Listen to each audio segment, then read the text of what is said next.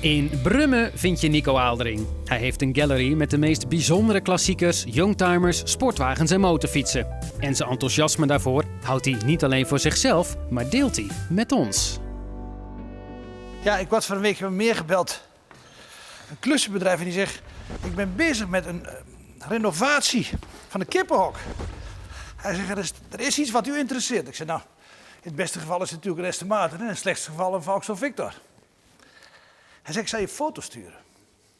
Stuurt hij een foto van dit bord. En dan moet je weten, dat heb ik laten maken in 1978. Misschien 79, ik weet het niet zeker. Ja, en toeval bestaat niet, zeggen ze.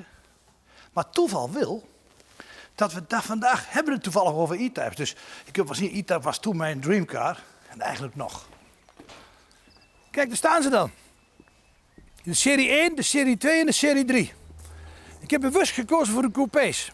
Iedereen heeft het natuurlijk altijd over het cabriolet, maar eigenlijk diep in mijn hart. Kijk, dat is een cabriolet. Dat is natuurlijk ongelooflijk mooi, daar zijn we het over eens. Maar de echte fanaten zeggen altijd, ja, maar ik vind de coupé mooier. Ik vind ze allebei prachtig. Maar als ik moet kiezen... Nou, ik heb niks te kiezen, ik heb ze allebei, dus waar maak ik me druk? Er valt niks te kiezen.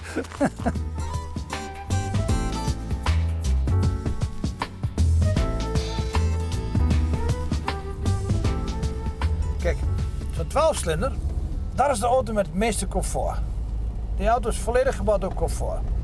Stuurbekrachtiger, uiteraard rembekrachtiger, vaak meestal airconditioning, leverbaar in automaat.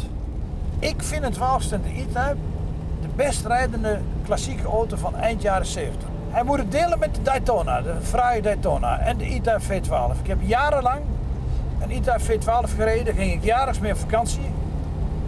En probleemloos, ja, probleemloos, Engelse auto probleemloos. Tuurlijk is er wel eens wat mee, maar in mijn ogen probleemloos. Heerlijk geluid, fantastische auto mee te rijden, veel ruimte in. Het is de opvolger en op een gegeven moment moet je moderniseren. Dat is hetzelfde met een bedrijf, je moet moderniseren en je moet bij de tijd blijven. Dat hebben ze bij Jaguar ook goed begrepen. Dat wil niet zeggen dat hij mooier geworden is als de 6-cilinder.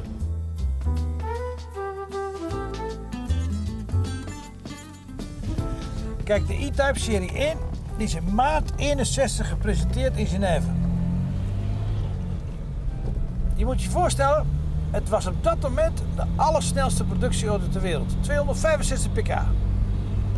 240 km per uur. 61, hè? Pas op. En Aston Martin DB4 die kostte bijna het dubbele. Dus men was hoogst verbaasd dat die auto zo goedkoop was. Ik geloof 2250 pond of zo. Dan moet ik zou dat terug moeten rekenen, maar ik denk dat het ergens geweest is rond de 30.000 gulden. En dat was heel goedkoop voor deze auto, deze waanzinnige vorm. En hij werd als broodjes van de warme bakken verkocht. Dit succes hebben ze nooit kunnen evenaren. Ze hebben geprobeerd, dus met de serie 1,5, serie 2, serie 3, zijn ook goed verkocht. Maar de serie 1, daar gebeurde wat. Toen die auto in Genève stond, toen konden alle concurrenten, alle automerken, die konden net zo goed tegelijk naar huis toe gaan, want iedereen stond om die E-Type heen.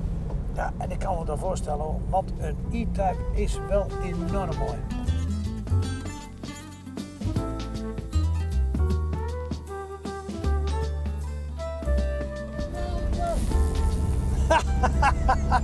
Kijk, dat is een echte zetting. Ja, kijk.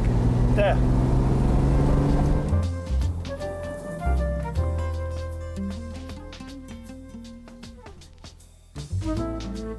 Ja, maar soms heb je ook wat met zo'n auto. Kijk, even kijken. De automatische vent slaat niet aan. Wat is er nou aan de hand? Nou, dit zendertje, dat is nu stuk, merk ik. Want de automatische vent wie daarvoor zit, de elektrische vent, die is er weer. Wat gebeurt er nou dan? Wordt dat nou weer zo'n dag? Nee toch? Heb je een stukje plakband voor mij? Ga kijken. Kijk, zo kom ik toch weer thuis. Hupsakee, kat in bakkie. Nou, we hebben vandaag wel een beetje pech. Eerst flikkert die camera op de motorkap, beschadigt de auto. Dan wordt hij warm. Nou ja, van die dagen. En dan zult u zeggen, zo'n dure auto wordt die warm. Ja, daar gaat wel eens iets mis. Ja, ik wil ook maar aangeven dat er af en toe wel eens iets misgaat. Nou en, daar is ook niks mis mee. Er is niks mis mee als er wat misgaat met een oude auto. Tjoe. naar huis gaan, is dat niet idee?